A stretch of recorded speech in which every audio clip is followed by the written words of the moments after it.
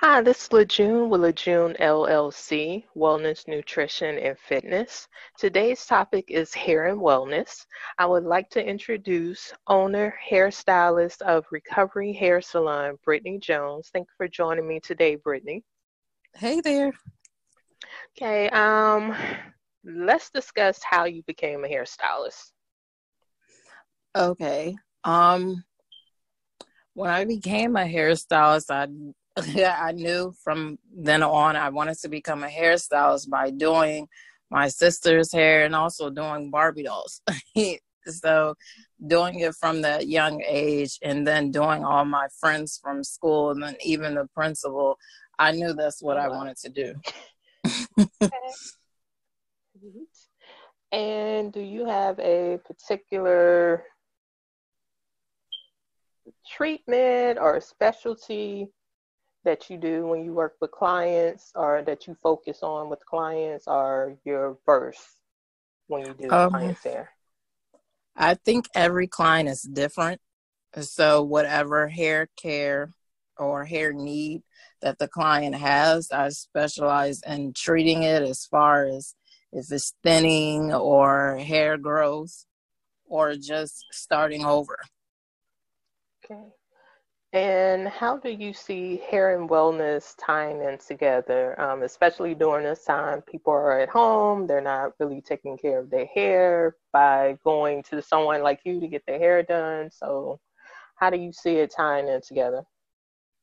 I think by it both of them tying together, when people get their hair done, it also uplifts them because I know sometimes when people get their hair done or do not get their hair done, it brings a certain mood or a feeling of stress or anxiety because how they want their appearance to look.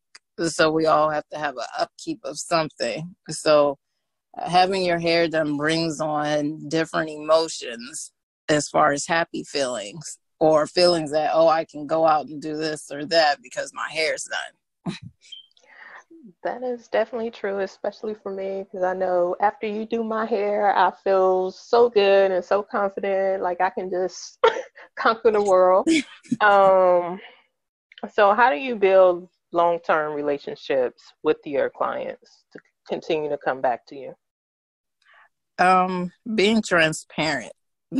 I think transparency and also being professional is the most important thing you can give them because I strive to be transparent and not sugarcoat anything and not just tell them, something just to get their money because it's a lot of stylists that's doing hair and they're just out for money rather than actually taking the time to know the person and also knowing their hair and what they need.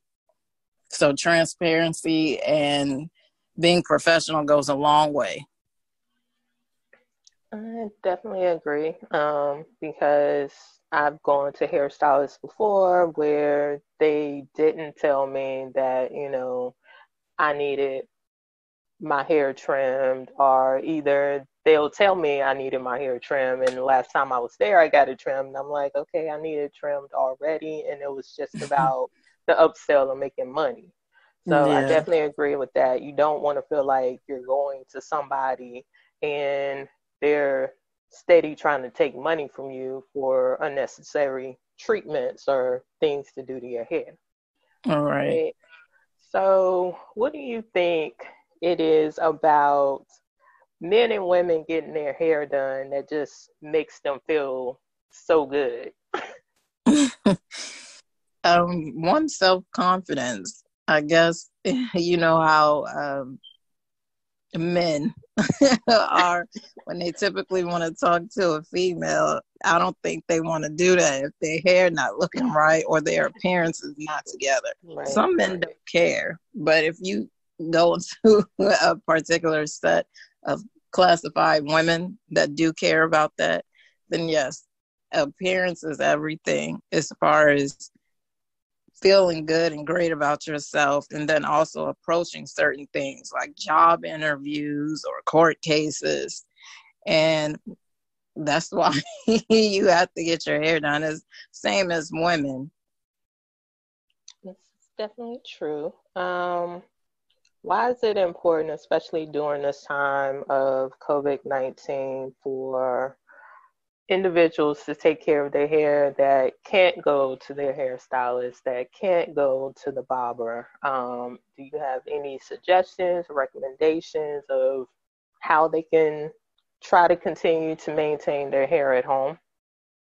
Yes. Moisturize is definitely number one because I deal with a lot of natural clients. I believe keeping your hair moisturized and also the scalp clean from germs or bacteria is number one. And just tying your hair up every night. Yes, you're not going anywhere during this time, but tying your hair up, especially if you have kids, moisturize, even applying oil to your scalp, depending on how your scalp takes in oil, apply at least 1 to 2 times a week. Make sure you're combing your hair thoroughly and getting out knots and tangles and just keeping your scalp clean because dirty scalp or infectious scalp will lead to bad things in the end as far as promoting hair growth, nothing. Okay. And how do you keep up to date with the latest hair trends? Usually social media. Social media is your best thing. And also going to hair classes. That's how I keep myself educated. And also because I have a license, I have to continue to keep myself educated. Just social media and classes and also doing hands-on training. Okay, and as we know, many people are transitioning, which they have over the past maybe 3 to 5 years into natural hair from processing and chemicals. Do you get more clients that are natural, or is it a combination of both, or you get Um, less processed? I get more clients that are natural and also transition because I focus particularly on the curl pattern. If it's heat damaged or especially your scalp, if it's thinning, any parts of your scalp is a good indication how you're taking care of your hair. But I get mainly natural clients, and the clients that I get, it takes you back to that question of other stylists not doing right by them. So it's like, again, my hair salon recovery, trying to recover their hair back to health. Okay. No, that definitely makes sense because, I've definitely seen Instagram videos where, women and children have natural hair. Their hair is so matted, it has to end up being cut off and they have to start over again. So, what would you recommend in regards to that, preventing that happening again for them? Number one, patience is key. If you do not have patience, you won't go anywhere. And sometimes everything is not always cutting it off. If you take your time to thoroughly detangle, you'll be fine. Of course, moisturizing is number one. When you have natural hair, it has to be wet because if it's done dry, it can break your hair out. So you need to thoroughly moisturize to detangle. Okay. And what clients do you provide services to? Women, kids, men, or all of the above? All of the above. Okay.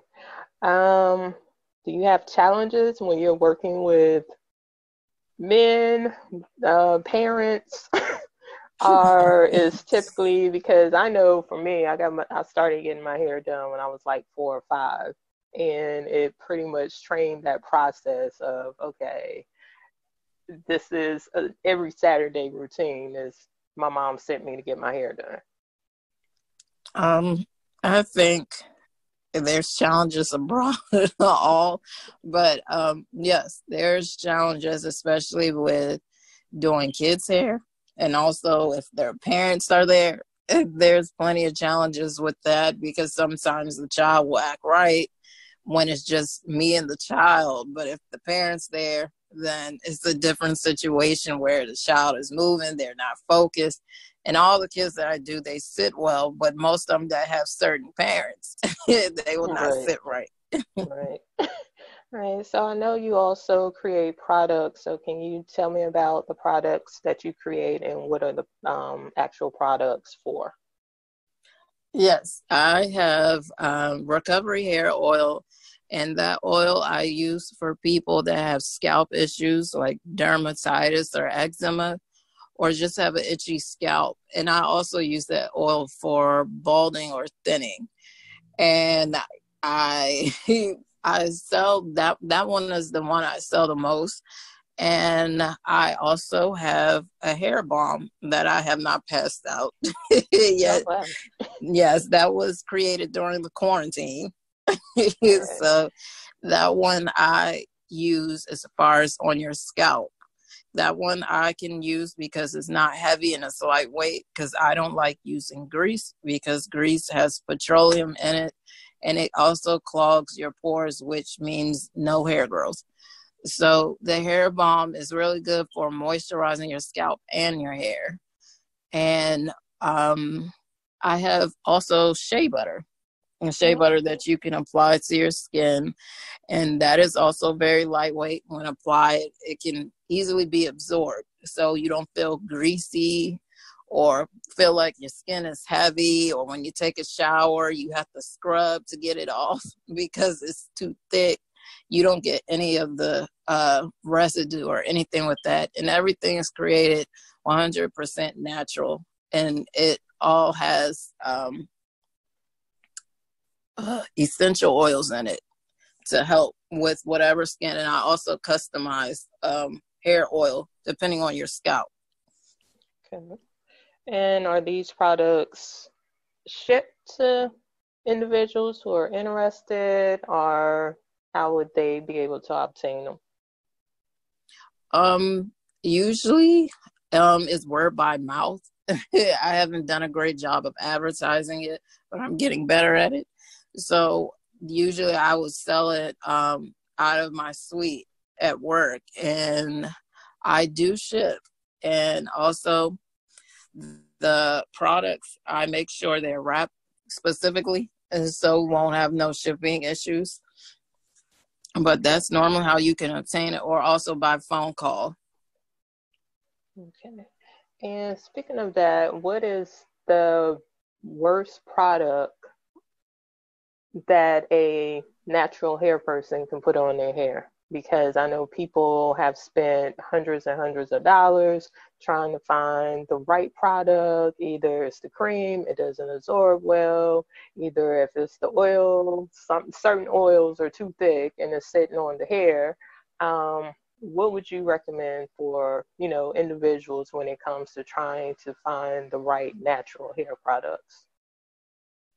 Learning your hair type, number one, because once you learn or figure out your hair type, then products would be easy for you to find. But there's some stuff that I heard about as far as not working great, like Cantu. Everybody loves Cantu, but Cantu leaves a buildup and a residue. Yes. Yes. Cantu is number one. That's not on my list. And I know a lot of people swear by it, so I might get killed for it. But Cantu is number one that I do not like. Um, Cantu, and it's one more I cannot think of right now, but Shea Moisture.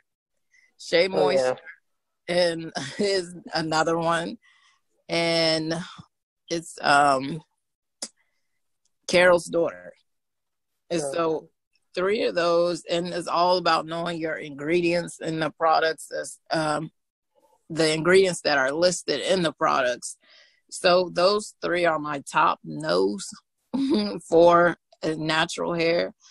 And what I would recommend, but first you have to find out, because yes, when you are natural, you have to spend money. Especially for me, when I transitioned, I didn't do the big chop when I transitioned the first time, and I had to find out what was good. And I think during those times, that's when I started making oil and what was good for my hair.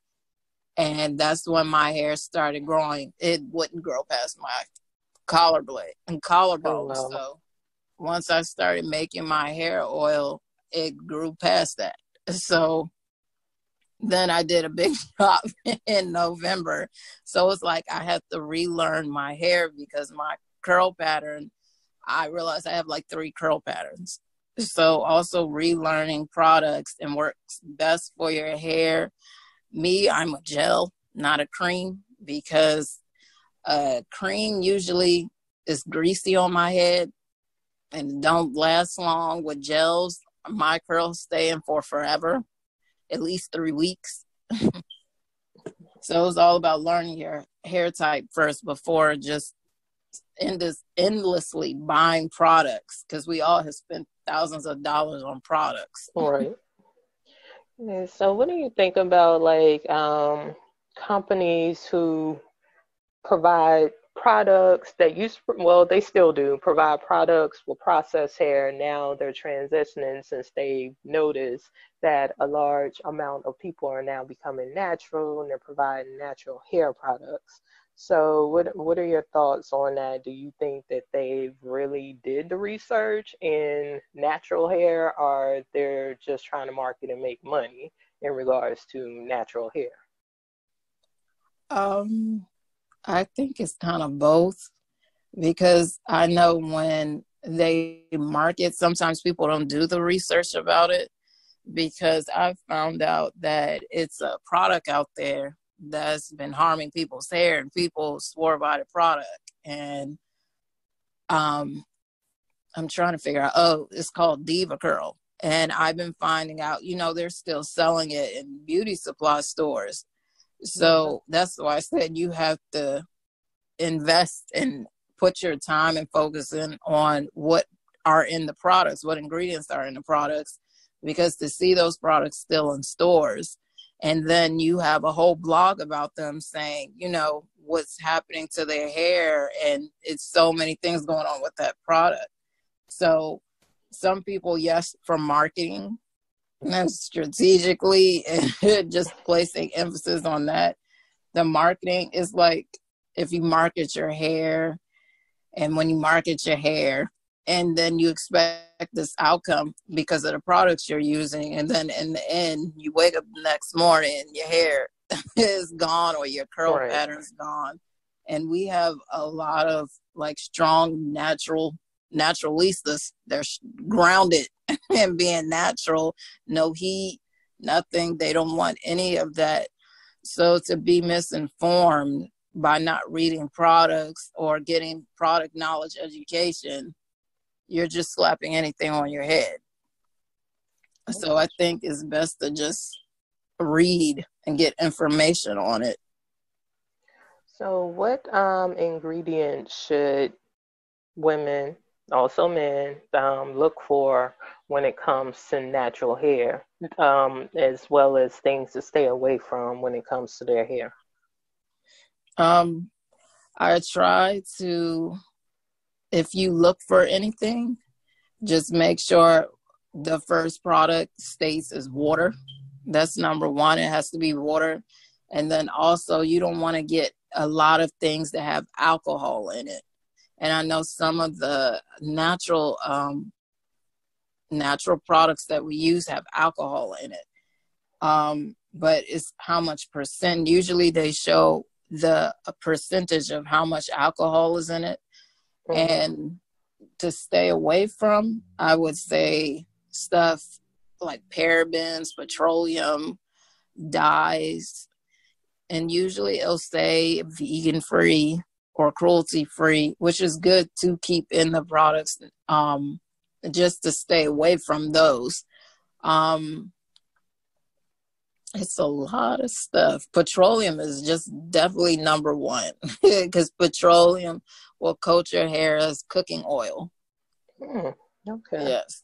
It will suffocate your hair follicles. So petroleum is definitely number one on my list. Anything that's like a custard. That's why I don't really like creams as far as putting on your hair, because some people will apply it to their scalp when it's really for your hair. But it can also weigh your hair down and make for multiple shampoos to get it out.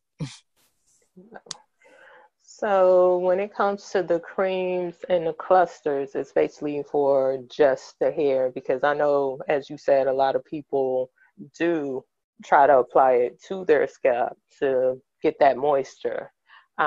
Instead of, it's on the hair, but they're also applying it to the scalp. So it's just for the hair Yes. specifically. Okay. Creams are normally just for your hair, not for your scalp. That's why when I formulated that recovery hair butter, I put it where you can apply it to your scalp and your hair because it's lightweight and it doesn't have petroleum in it. It's all natural ingredients. Because if you apply just cream or something to your hair, you're going to get the buildup. You're going to get excess shedding or dandruff, anything.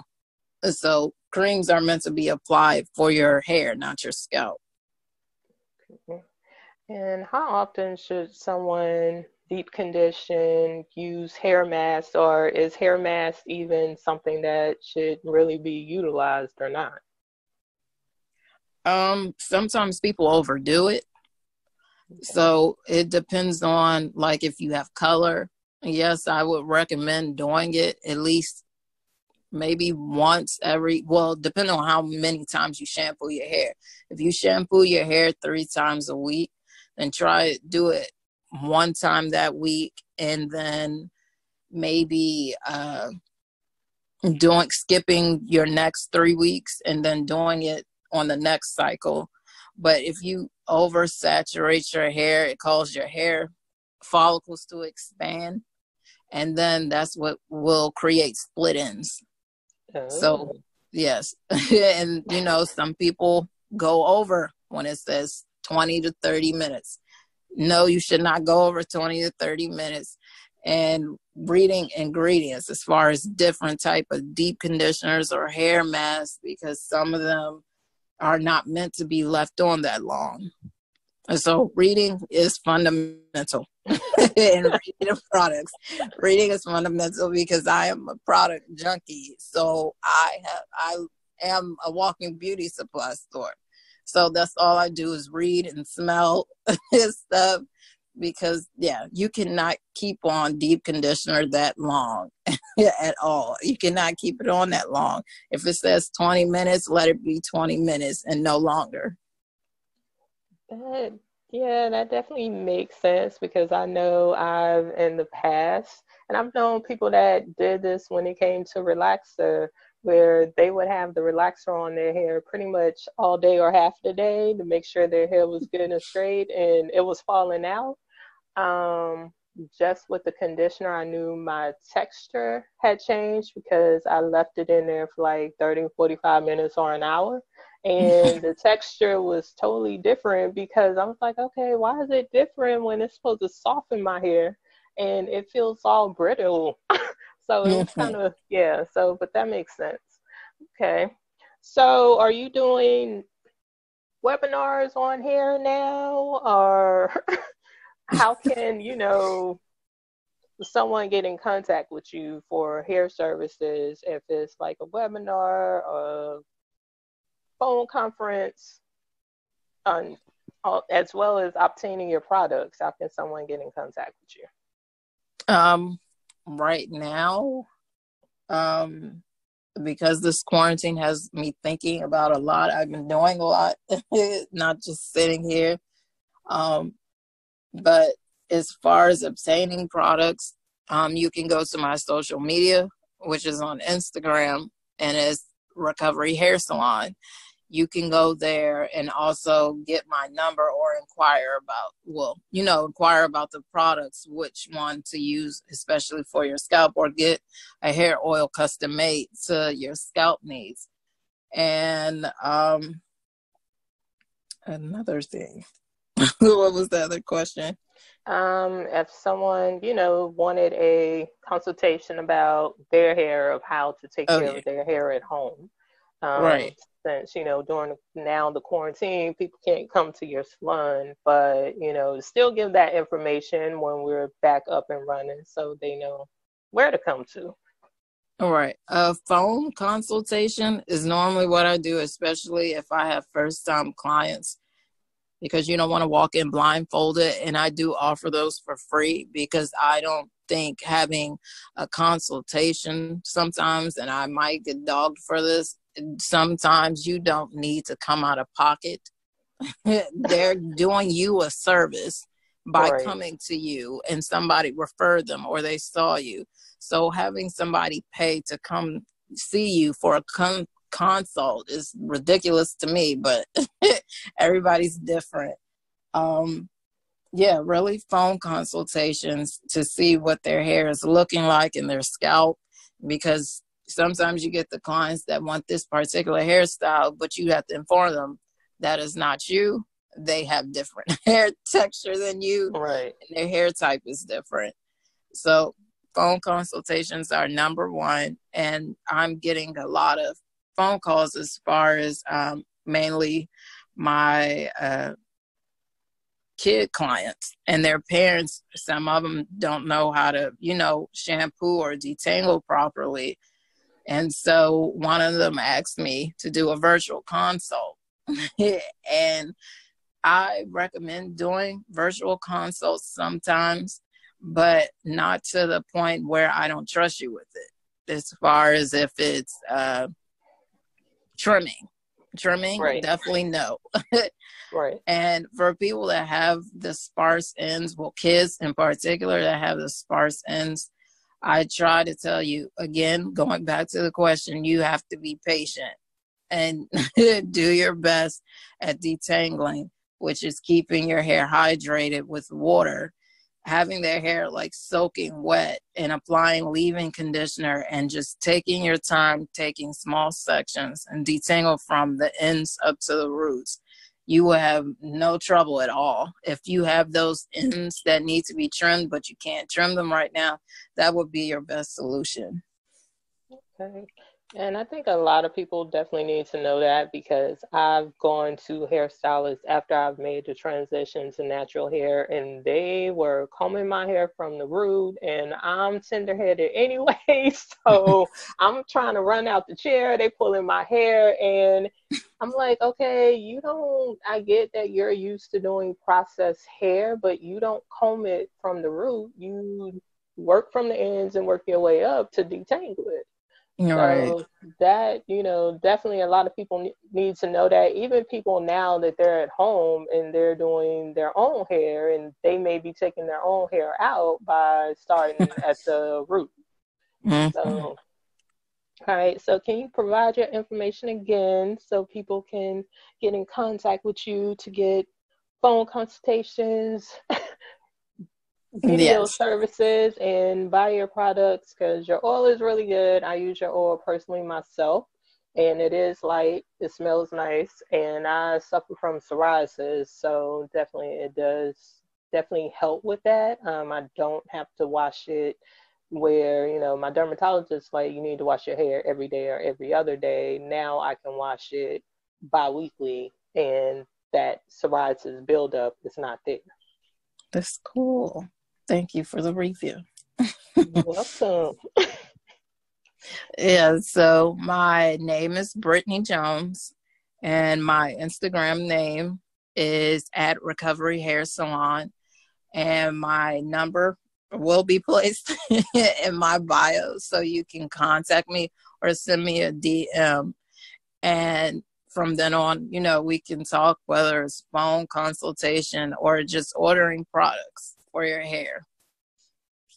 Okay, well, thank you for your time and thank you for, educating people, especially during this time of not being able to go to the hair salon or go to the barber shop on how to take care of their hair at home. So I'm definitely, wanted to touch on that because I'm saying on Instagram, people are like, I need my hairstylist. So thank you for giving that information because hair is health, and without healthy hair, it definitely damage your scalp if you're not taking care of your hair. So Mm-hmm. please take care of your hair.